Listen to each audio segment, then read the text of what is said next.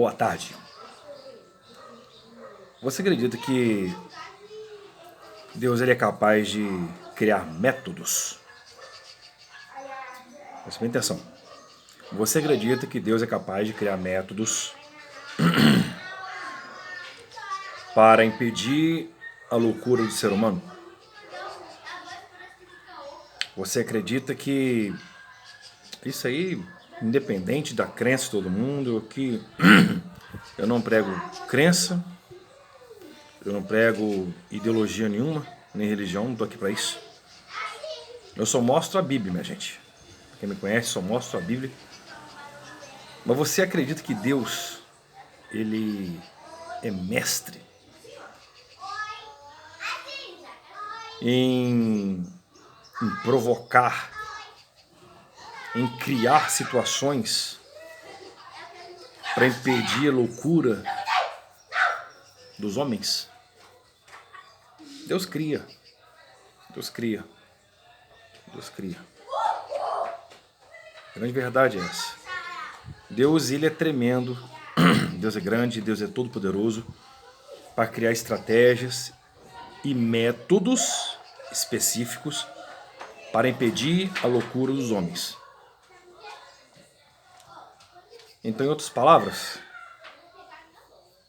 tá aí nós vemos aí, tem pessoas que criticam essa metodologia a qual alguns de nós impomos, mas a verdade é a seguinte: o consumo desenfreado, a loucura a qual estava o mundo antes da pandemia do Covid-19, nós vimos aí. Veio a pandemia e o consumo desenfreado, a loucura dos homens, né? E toda aquela degradação exorbitante em que a humanidade ficava nela, né? Até meados do fim de 2019 e o início de 2020, eu lembro disso direitinho, como se fosse ontem. Teve uma queda tão drástica em que o mundo inteiro, de menos a África, porque a África, eu posso dizer que a África, o Covid-19 não teve... A África não teve, o Covid-19 não teve glória nenhuma na África.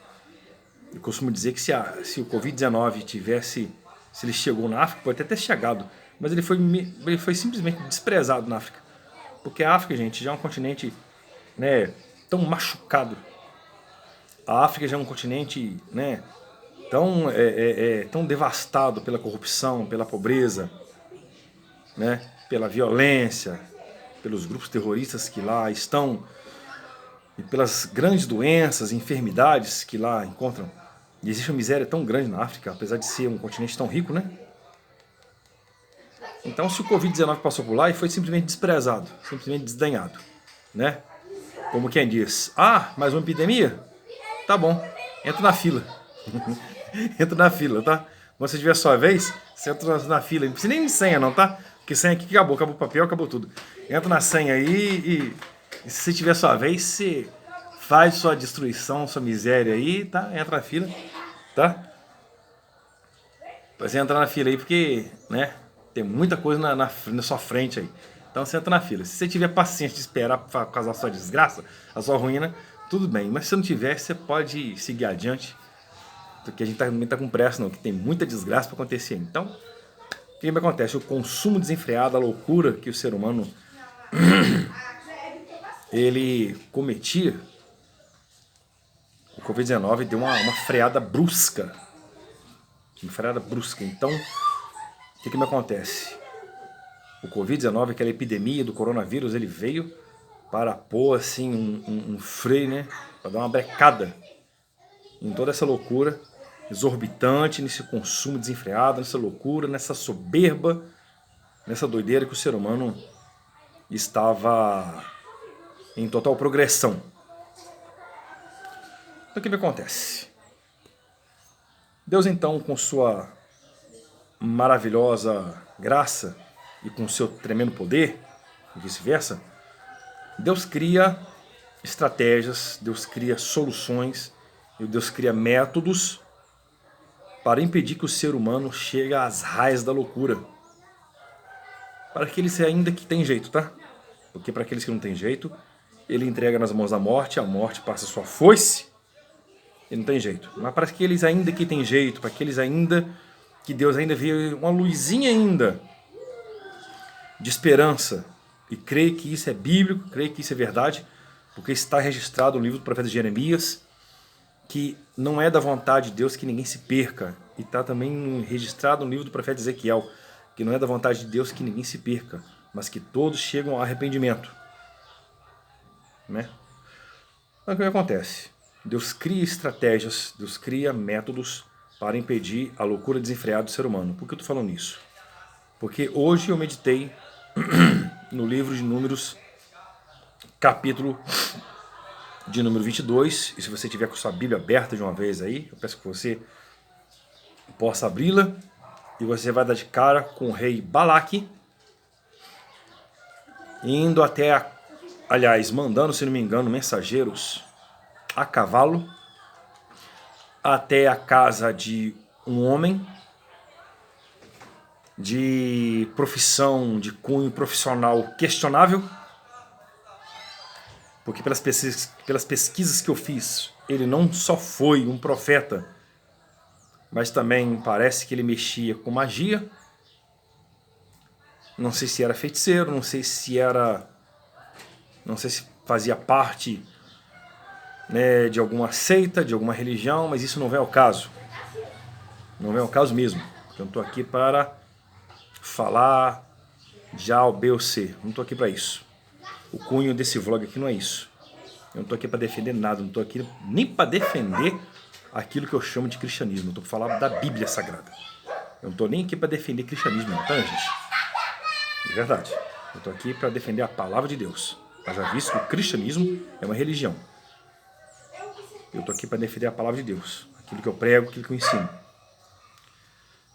Então vem Balaque, então me envia mensageiros, segundo está escrito no livro de Números, está lá no Pentateuco, que é um dos 5 primeiros livros da Bíblia Sagrada.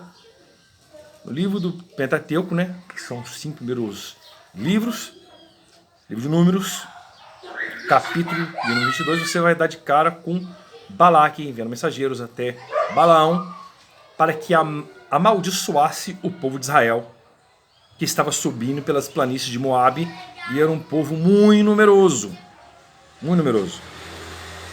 E toda a população moabita estava com medo, a ponto de dizer o seguinte: esse povo é muito numeroso, esse povo é muito grande, nós sabemos muito bem o que esse povo fez com os deuses do Egito, nós sabemos muito bem o que eles fizeram com o Egito, quase que levou o Egito à bancarrota, levou os egípcios a um prejuízo tremendo, acabaram com o exército egípcio. Sabemos também que eles conseguiram matar também, olha o pensamento deles, conseguiram também matar o faraó do Egito, né?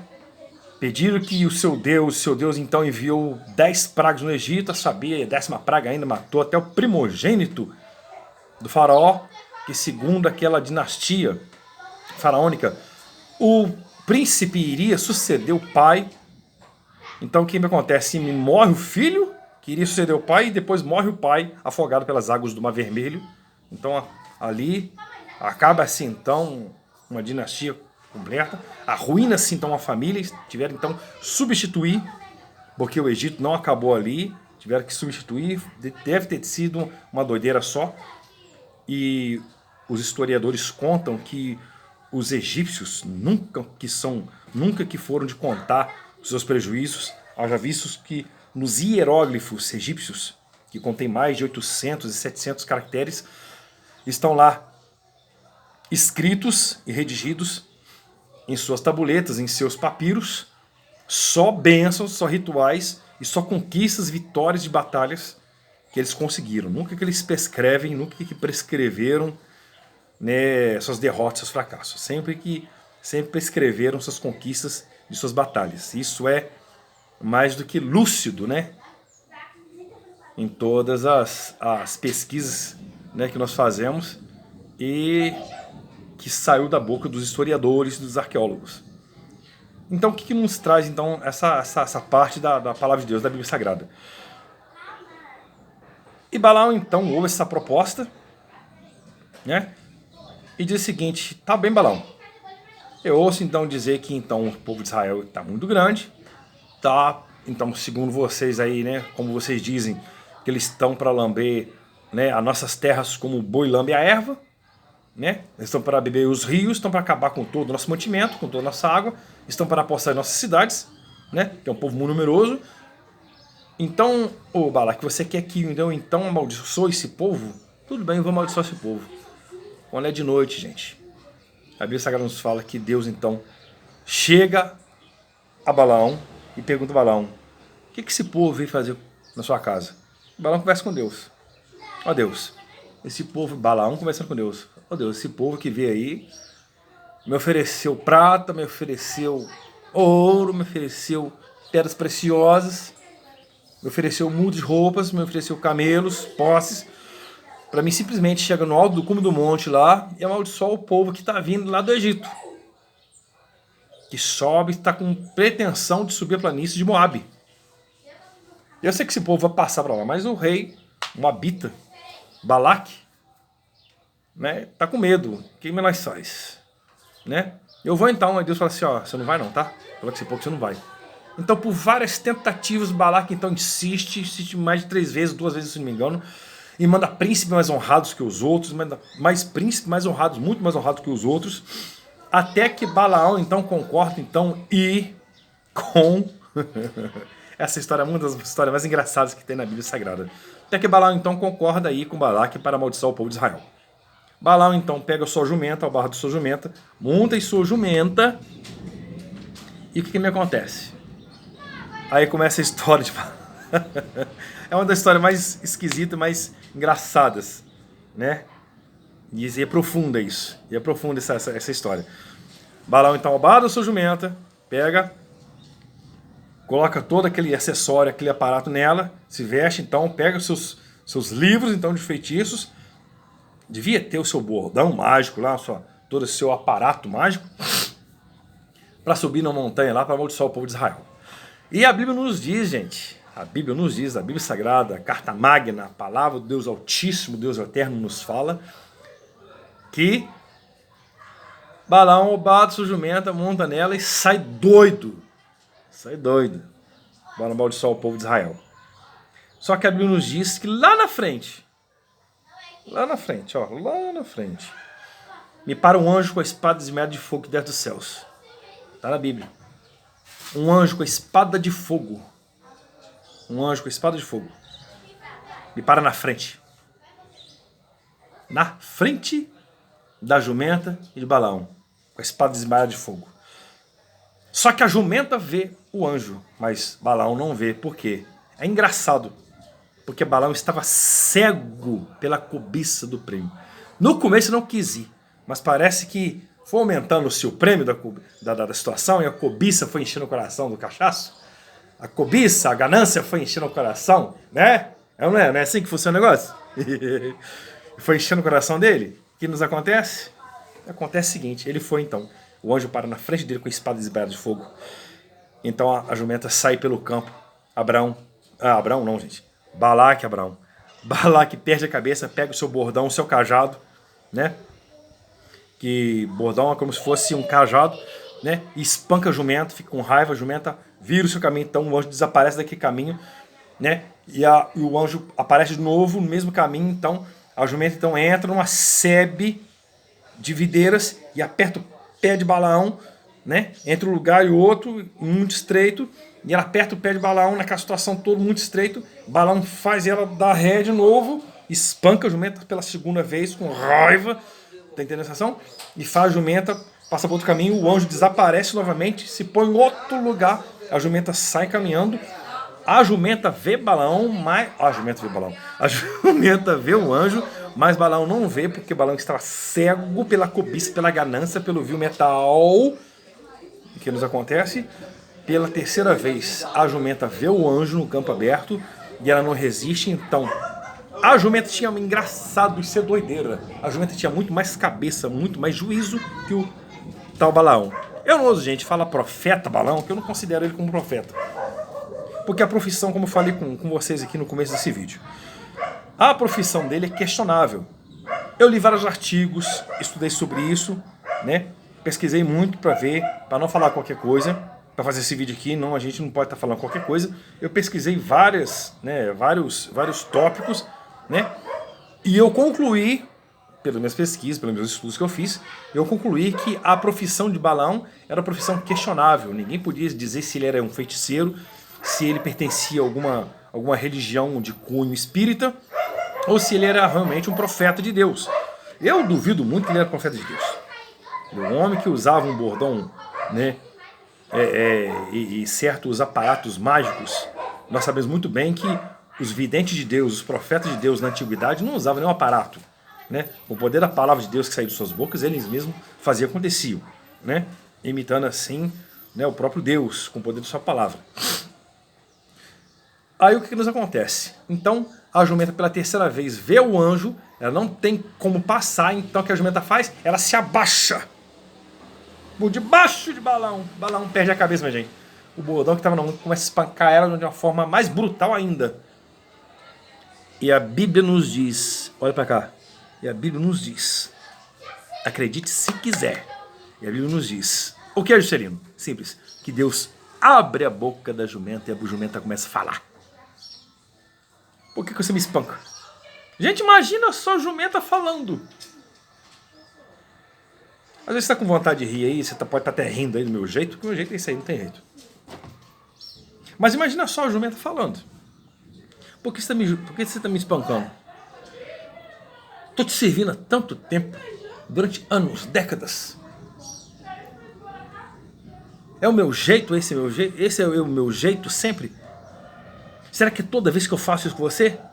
E imagina Balaão conversando com ela. Não. É todo dia que eu faço isso com você? Não.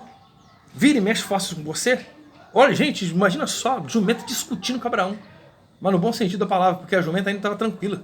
Porque a jumenta podia morder ele, podia dar coisa. Entendeu? Mas não, a jumenta falando com ele, e aí? É a primeira vez que eu faço isso.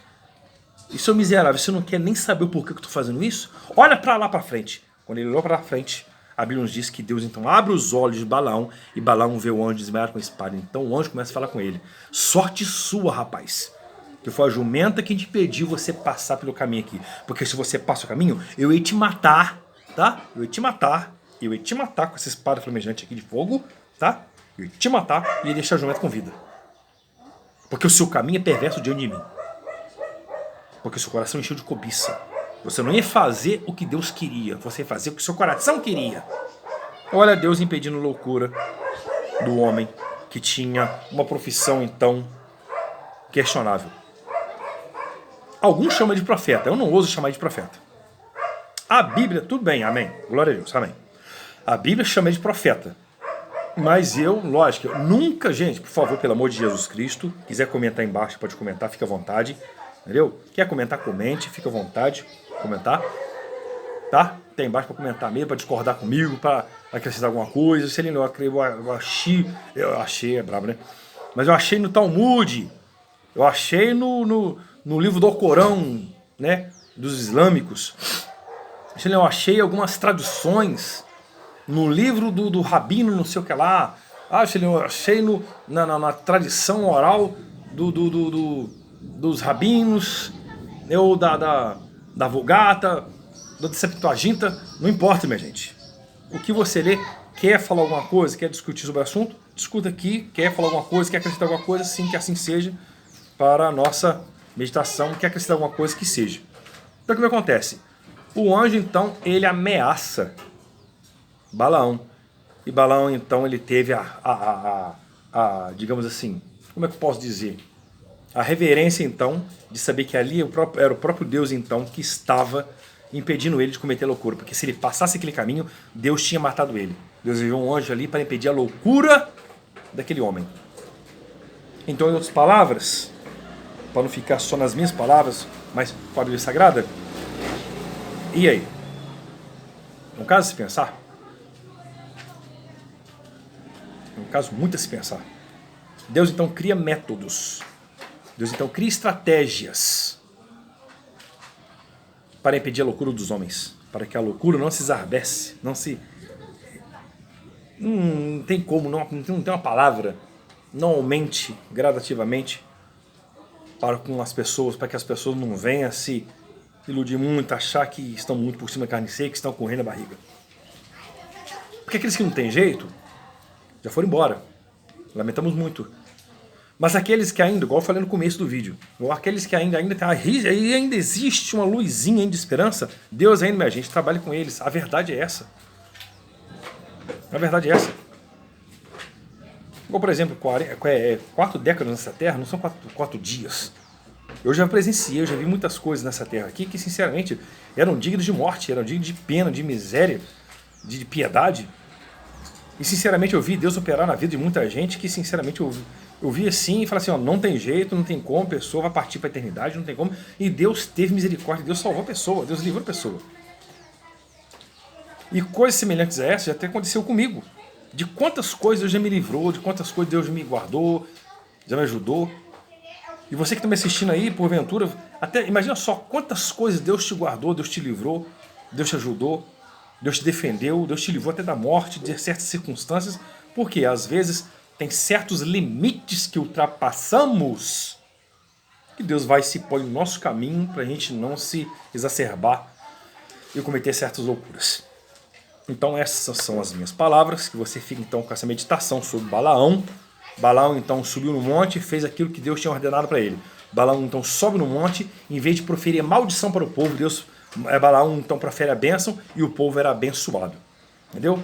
E ainda fala mesmo sobre, e por incrível que pareça, ainda recita sobre estrela, né? Aquela estrela de Jacó, ainda prediz sobre a vinda de Cristo ainda, aqui na terra aqui ainda, e ainda fala aquela célebre frase que nós gostamos de falar, né? Deus não é homem para que minta, e nem filho do homem para que se arrependa. Para você fixar a palavra em nome de Jesus, você que não é inscrito, que assiste sempre nosso canal, gostou do conteúdo? Gostou? Se inscreva no nosso canal em nome de Jesus, ative os sininhos para notificações em todas, que você seja abençoado. Quiser compartilhar com a sua família, compartilhe esse conteúdo. Alguma igreja estiver interessada, compartilhe em nome de Jesus. Algum pastor que queira, né, esse conteúdo, compartilhe com a sua igreja, compartilhe com a sua comunidade local, compartilhe com algum amigo, com um parente, com um vizinho, com qualquer pessoa que você goste, algum amigo que estiver em outro país de língua portuguesa, algum amigo que estiver em outro estado, não importa, gente. Para que essas vidas sejam abençoadas em nome de Jesus Cristo, porque tudo aquilo que nós fazemos aqui no vlog aqui é para a glória de Deus e é para a obra de Deus, para que o nome de Jesus resplandeça e cresça, porque nós temos esse cunho, esse objetivo de estar sempre pregando a palavra de Deus e estar sempre com nossas mentes voltadas para o Evangelho de Cristo. Como dizia o profeta João Batista, o último profeta da Bíblia Sagrada, importa que ele cresça e eu diminua cada dia mais. Amém, gente? Deus vos abençoe em nome de Jesus. Valeu!